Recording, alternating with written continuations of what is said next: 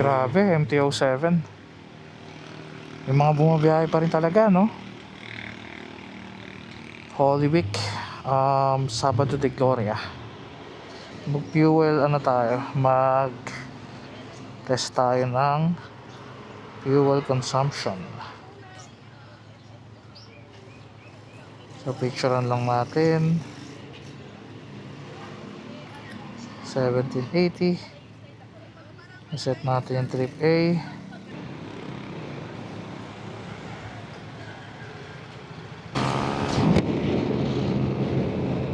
Alright guys, good afternoon. Casual Riding TV, and we're back with another vlog. So pauwi tayo ngayon ng Zambales, or pauwi tayo sa bahay. Yeah, it's another weekend for us. So kumusta naman ang lahat? Nakapagdagat na ba lahat? Grabe, 134 diesel. Oh my god. Primavera yun ah.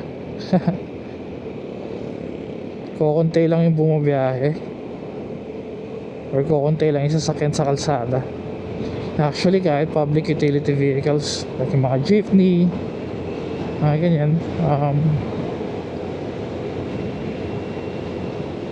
wala masyadong pumapasada. Alright, so since yan nga ang current situation natin,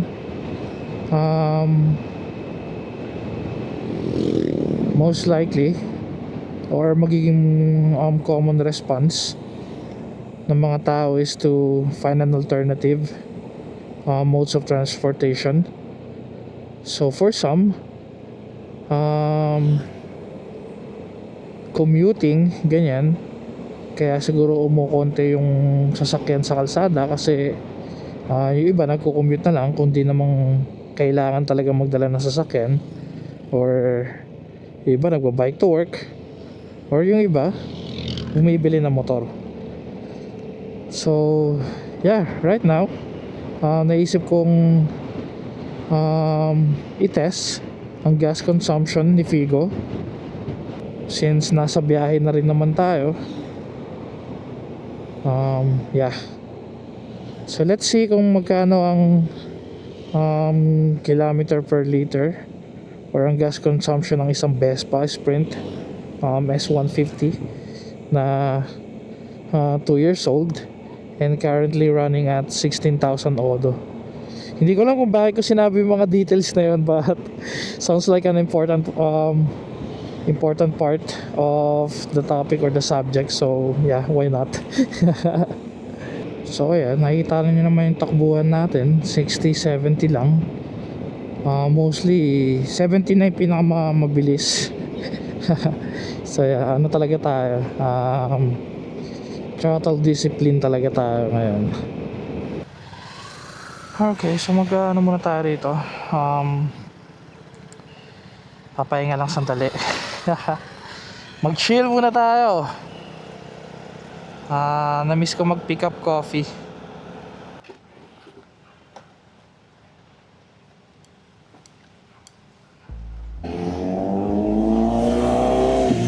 Angas.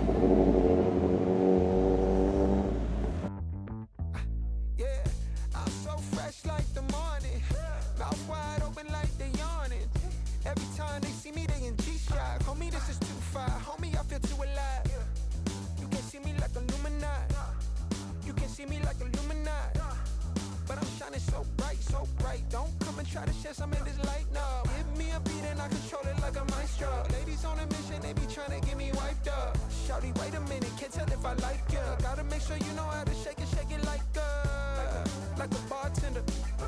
Team with me and they all winners. And you know we ballin' all winter, all summer. Jewelry around my neck is lightning, but I'm all thunder. Keep coming with it. Keep coming with it. Keep coming with it. Place your bets on us.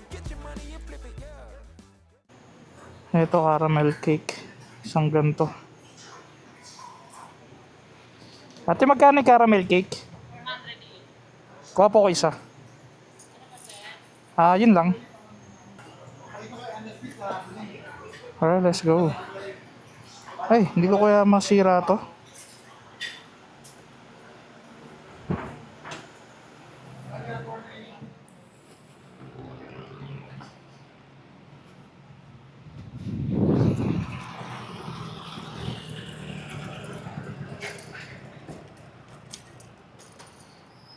Ayan, dahan-dahan na lang tayo. No choice. Kailangan ko lang siyang hawakan ng ganito.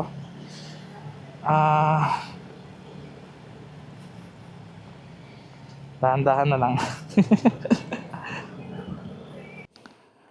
Alright. So, I'm gonna stop vlogging for now. And yeah, family bonding muna, guys.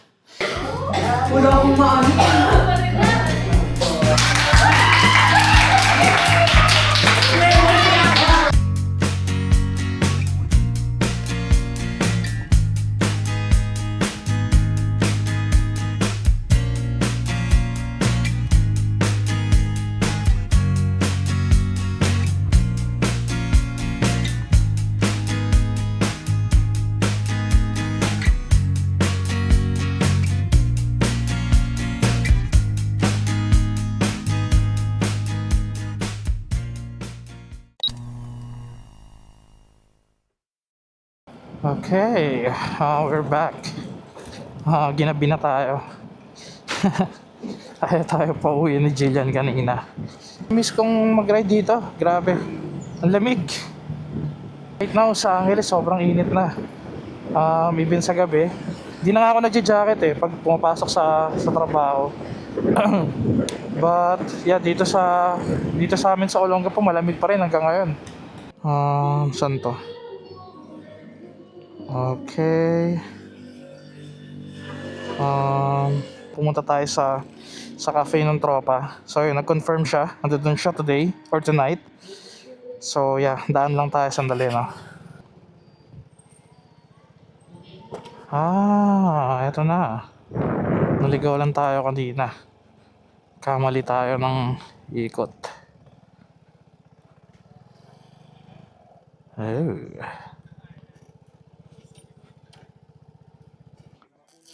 Ang cool din oh. Ang cute ng lugar, no? Medyo mahirap lang puntahan kasi nasa looban siya. Parang barangay. So, ayun.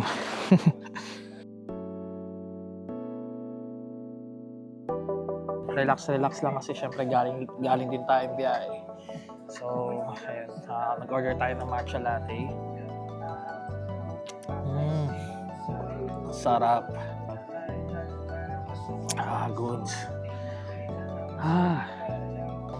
Parang, yeah, nature vibe or kubo-kubo yung datingan kasi nasa province nga.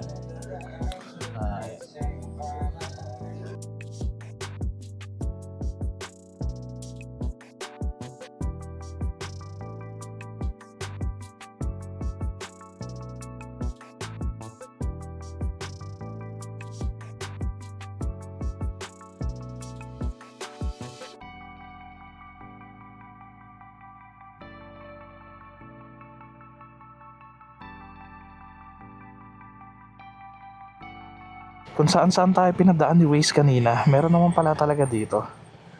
So, bago ka makarating ng San Marcelino Hospital, makikita mo tong arko na to. Pasok ko dyan. Tapos nasa right side yung Tambike Cafe. Kanina yung dinaanan natin, meron pang rough road Ang weird Sabi ko, bakit dito? Bukas me time tayo.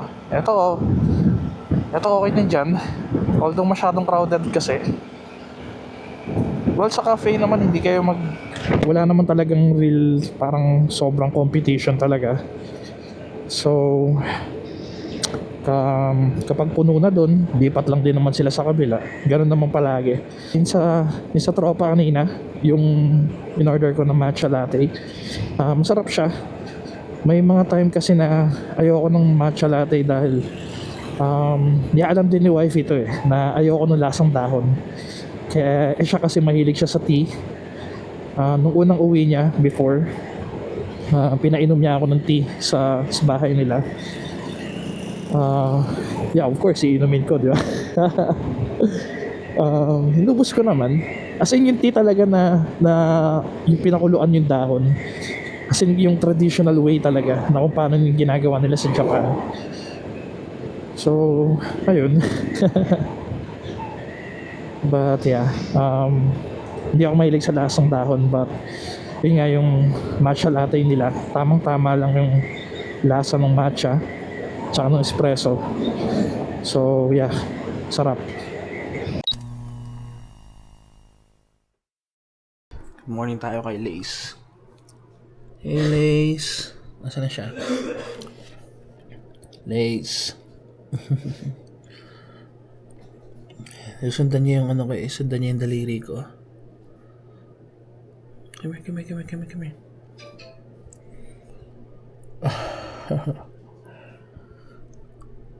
Gabi. Uy!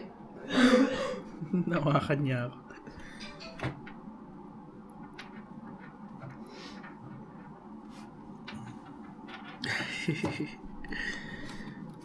Hoy, nahuhuli ka sa camera oh. Nangagat ka.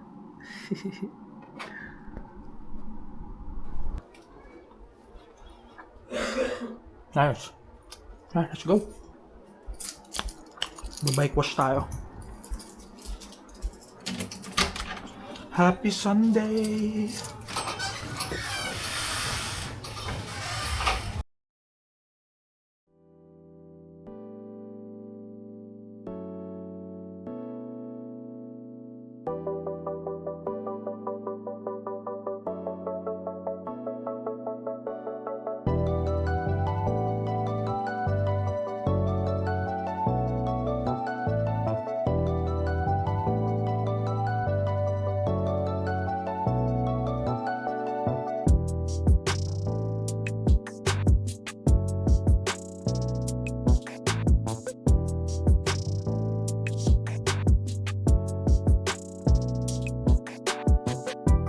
Labas. Bago tayo nakita dito kay Figo. Ayan o. Hindi ko sure kung gas-gas siya or may malagkit lang na dumikit, but mukhang gas-gas kasi nakikita ko yung ano sa loob. Ay nako. Kung gas-gas to, wala ko ibang maisip na nangyari kundi sa parking sa office. Ang hilig kasing laging may magpa-park na sobrang dikit na dikit sa'yo. Minsan nakaharangan na nila, yung ganun. Hindi ko magets, pare-pares naman nagbabayad, bakit kailangan, or kung kailangan nyo talagang gawin, kung wala kayong makitang parking at kailangan nyo talagang isingit yung motor, sana dahan-dahan, sana maging responsible tayo na huwag tayo makaabala ba, or maka-damage ng property ng iba. May bago ka na namang gas-gas, Figo. Ay, nako.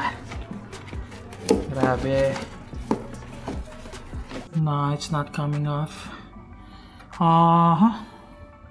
Most probably, ang nangyari dito is naatrasan to. Tapos tumama yung tapalodo ng isang motor. Ay, grabe. No respect for other people's property. Ay.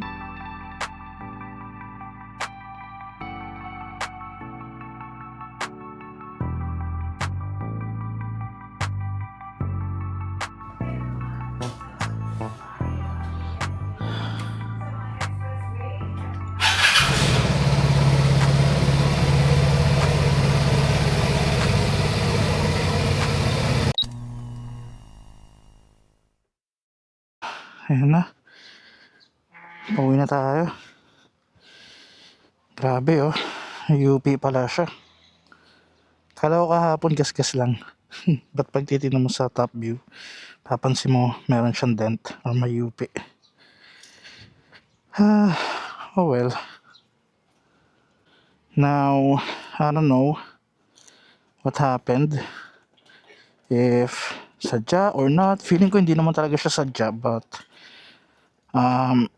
or baka nainis dahil ba nilalak ko yung motor ko kapag nagpa-park ako doon. Well, yung reason ko naman kung ba't ko nilalak is para hindi nila galawin. Kasi, ayun nga, sinisingit nila yung motor nila sa mga singit-singit doon. Or gagalawin nila yung motor ko, aalisin nila. It happened once. Inalis yung motor ko sa parking para makapasok yung kanila. So, kaya ako nilalak na.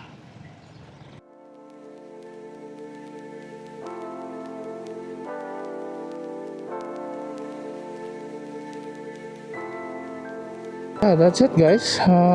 That's pretty much our weekend. I hope yung mga nakagbakasyon nakauwi naman ng maayos sa kanilang mga bahay.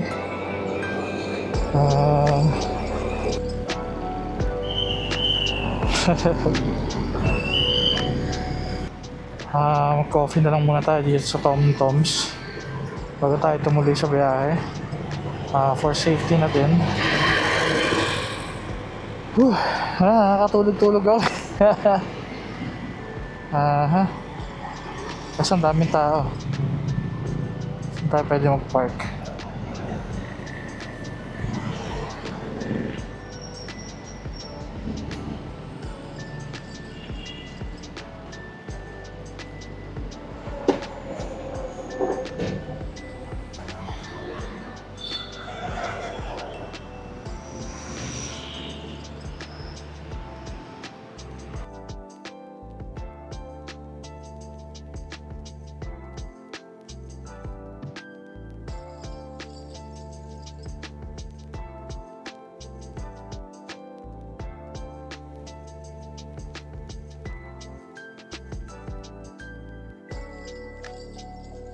So let's go.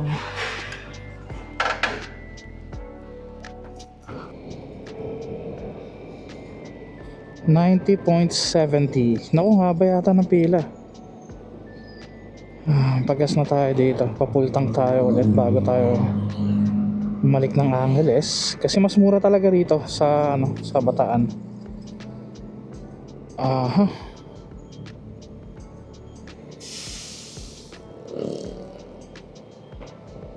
Tayo.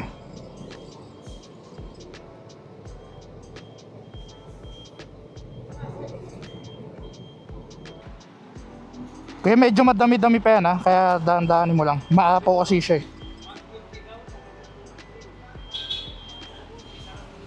Line pa August, 1.5 lang yan, 1.5.